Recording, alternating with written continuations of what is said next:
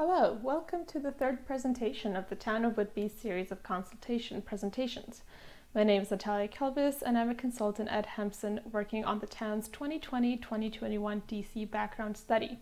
This presentation deals with the historical service levels and provides an overview of the draft funding envelopes that have been calculated as part of the study process. The intent of this presentation is to share some of the contextual information and to provide an opportunity for stakeholder input.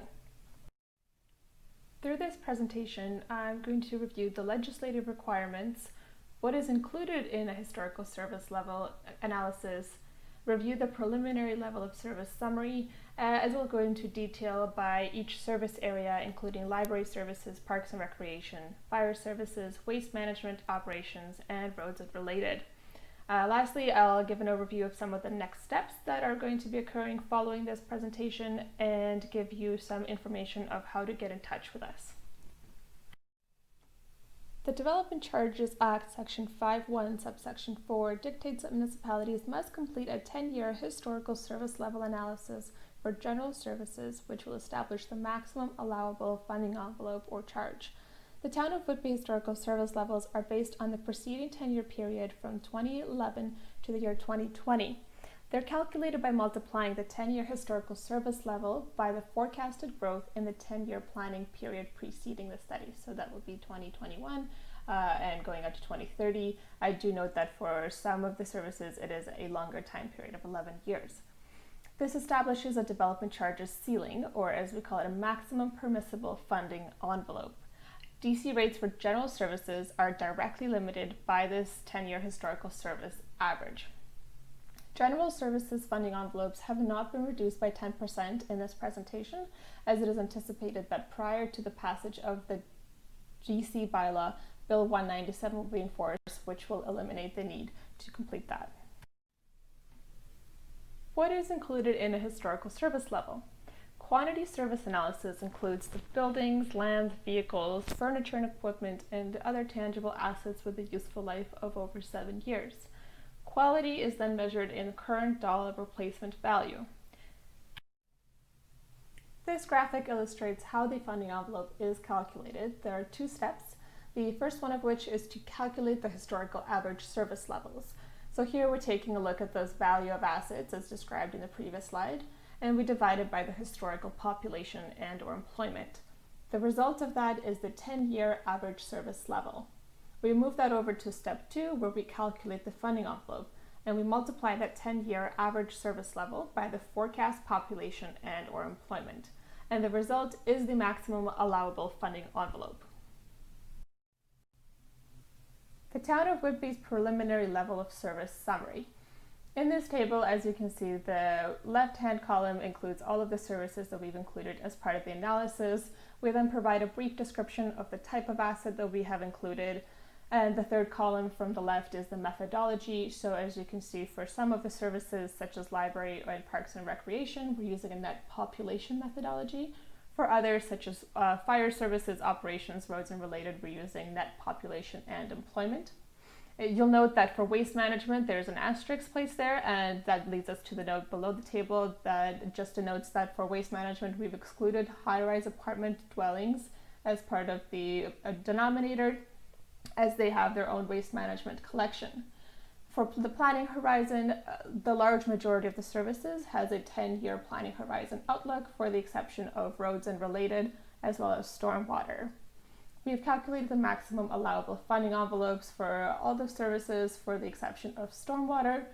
We are still working through some of the inventory for that service, and once that is available, we will be posting that to the town's DC portal. And lastly, as you'll note, for general government, we have not completed a maximum funding envelope calculation, as it is not required for that service. Up next, we are taking a closer look at each service. Each slide will include 2 tables. The first is in red, which includes the asset categories, examples of those asset categories, and the resulting 10-year average service levels per capita or population and employment. The second table below calculates the maximum allowable funding envelope by multiplying the historical service level by the forecasted population and or employment growth. In the library service category, we've included the following assets: buildings such as Brooklyn Community Center and Library, the associated land, collection materials and archive materials, furniture and equipment such as tables, shelves, and desks.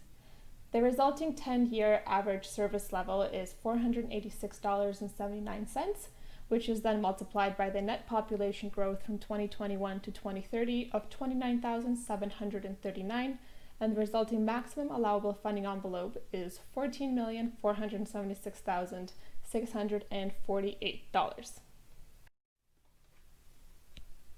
For parks and recreation, the historical service level and funding envelope is calculated based on the following asset categories: indoor recreation, which includes major facilities of community centers, land, furniture, and equipment; parkland, the development cost of parks, parkettes, and trails, and not including the cost of acquisition of the parkland; parks facilities such as sports fields, tennis courts, playgrounds, splash pads, and etc.; park buildings and the associated equipment, so any buildings, land, furniture, and equipment, washroom facilities, and vehicles; and then the resulting 10-year average service level per capita from those asset categories is $4,093.59. And that brings us again to the table below in black and white, where we take that 10-year average service level and we multiply it by the net population growth between 2021 and 2030. The maximum allowable funding envelope, once again for parks and recreation, is $121,739,273. The next service that we are looking at is fire, and the asset categories associated with this service level is buildings, so any of the fire halls 1 through 5, the associated land with those, furniture and equipment such as personal protective equipment, station furniture and equipment, and etc. We also include any communications equipment such as radios, and as well as any vehicles, including any of the pumper, aerials, ladder, rescue, and other trucks. The resulting 10-year average service level per population and employment is $403.55. And this time we're multiplying it by the net population and employment growth out to 2021 to 2030, and that is 38,088. And the resulting maximum allowable funding envelope for fire services is $15,370,412. For waste management, the asset category that we've included is the vehicles, and that includes single and two-string loaders, rear loaders, hook lift trucks, and etc. The resulting 10-year average service level per capita is $55.45, and just wanted to mention once again that the historical and forecast population excludes population related to high-rise apartment dwellings that provide their own waste management collection.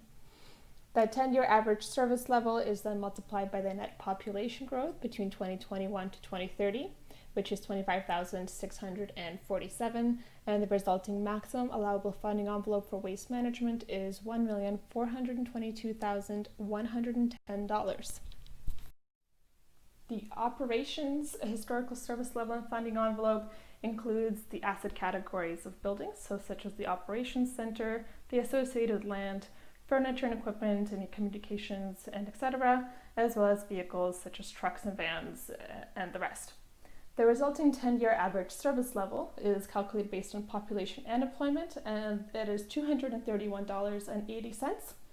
Once again, this is multiplied by the net population and employment growth from 2021 to 2030, so 10 years out, and that is 38,088, which results in the maximum allowable funding envelope of $8,828,798.